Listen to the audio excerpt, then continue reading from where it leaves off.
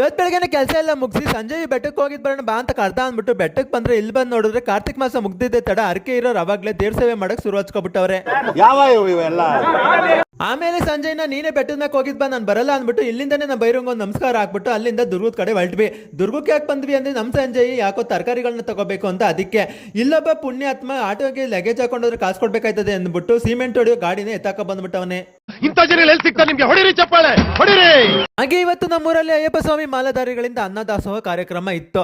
ಅಯ್ಯಪ್ಪ ಸ್ವಾಮಿ ಮಾಲಾಧಾರಿಗಳು ಭಜನೆ ಹಾಗೂ ಪೂಜೆ ಮಾಡಿದ ಒಂದು ಕ್ಲಿಪ್ ಹಾಕ್ತೀನಿ, ನೋಡ್ಕೊಂಡು ಬನ್ನಿ.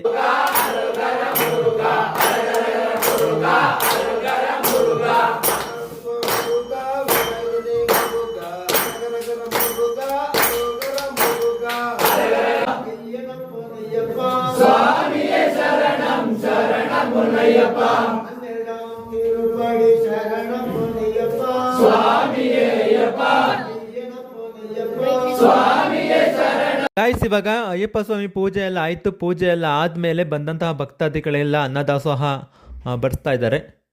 ಊಟ ಕೂಡ ಎಲ್ಲ ತುಂಬ ಚೆನ್ನಾಗಿದೆ ಅಂತ ಹೇಳ್ತಾ ಸಿಗೋ ಮತ್ತೆ ಧನ್ಯವಾದ.